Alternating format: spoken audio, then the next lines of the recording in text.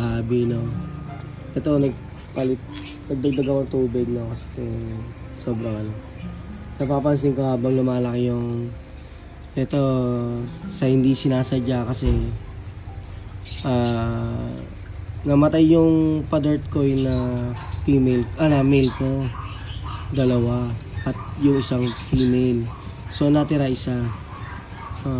Baka sakali ako kung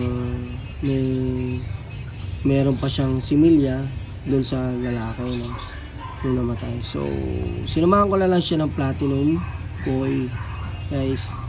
At unti-unti nalaki sila, darken yung ulo niya. Hindi ko malaman kung anong klaseng kulay ito. Alam natin to, lalabas dito kasi chops, diba? Kasi yung ano. So ang bala ko dito, ibangga ko, isama ko dito. Pag lumaki itong mga to, isama ko yung isang pa-dirt koi, isang platinum koi na female, male, at yung nanay nilang pa-dirt koi. So siyempre, susundot doon. Aalisin ko dito yung mga female. Siguro ang ilalagay ko dito ay tatlong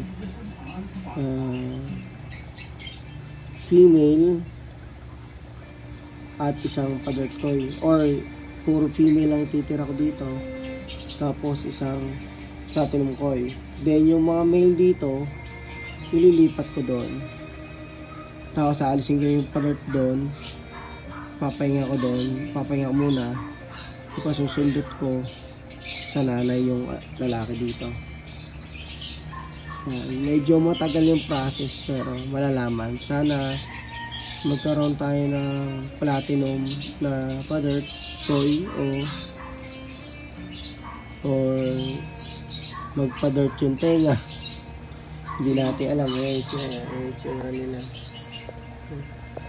Itsura nila. Although chops yan, siyempre invento. Malalaman natin.